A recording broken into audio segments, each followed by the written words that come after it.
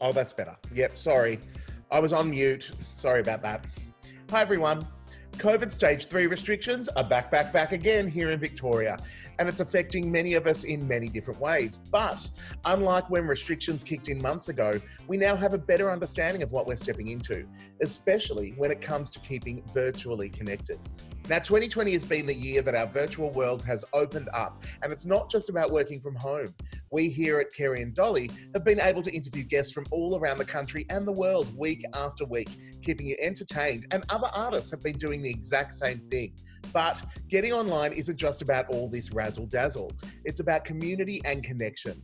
And it's been amazing to see how organisations and individuals have evolved what they do to keep our spirits pumping. Previously, I've been on your show to talk about the Out and About program, and that's absolutely still happening, where we're visiting older LGBTI people in aged care. But the visiting is happening virtually. But we know that's making an absolute difference for people in those conversations. So we're really pleased that our services can continue, even if they have been able to be changed in a little bit of a way. And hasn't that been the narrative for many of us? Now, I know some people look at online and streaming events and say, no, it's not for them. How do you stop people talking over each other? What about my screen? Will it ruin my internet? All of that different stuff. But you know what? It's a learning curve, like everything. I'd consider myself an extrovert, which is probably why I thought the Zooms would be a bit of a challenge, because it's a really different forum for interacting with people, where I'm much more like a face-to-face kind of guy. This is David. We met in March when he started popping into some of the Zooms I was hosting, and we've become fast friends both on and offline. Ironically enough, the isolation has turbocharged a lot of my friendship development. I'm fairly new to the Melbourne gay community, as it were, and I have made quicker, deeper friends over the last period of lockdown, like the lockdown 1.1 and 1.2 now, than I ever did before, because there's just more opportunity to actually get to know people and chat. And yeah, it's been really incredible. It's been, for me, sounds very dramatic saying life-changing, but it's been a game changer for me. It took me a while to get used to it. I was a bit unfamiliar with the environment and also how the interactions work. And it was interesting to watch and see how I would interact differently, and then how other people would interact, and people that would normally be a lot shyer or more uncomfortable would feel a lot more comfortable because they're at home in their own space and they didn't feel pressured to talk. Different people get different things out of these virtual spaces, but just like anything in life, it's about trying them out until you find what floats your boat. Even if someone went to one and they were like, ooh, no, not quite my bag, there are others that are around that are distinctly different. And while it's the same platform, the way that they are hosted, the people that attend, create a completely different environment. A bit like going to, I suppose, at any party. It's good to jump into multiple ones and find which one's fit for you.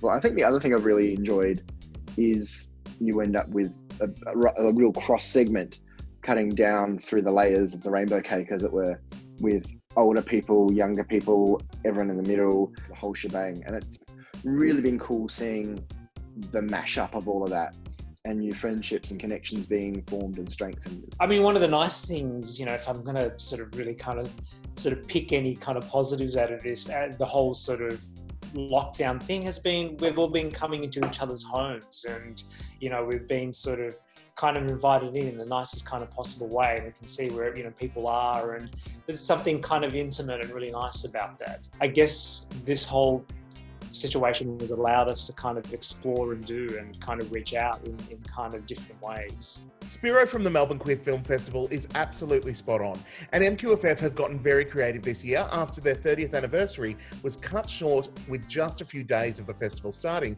due to COVID in March.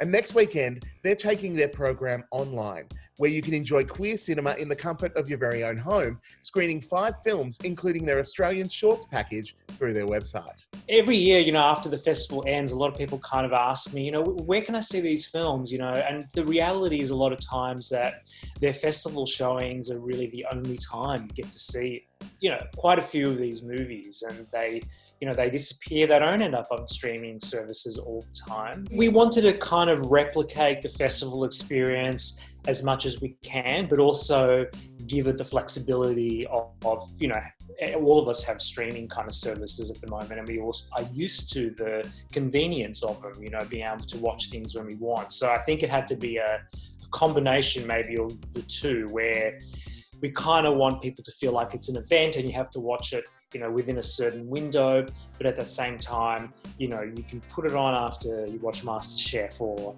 you know, you have your dinner or your cocktail or whatever you're doing at night. You can purchase tickets and find out more about MQFF's virtual film festival next weekend via their website. And don't be afraid to dive into something different while in lockdown this winter. After all, you're doing it right now with us. So why not give something new a try and virtually connect to your community?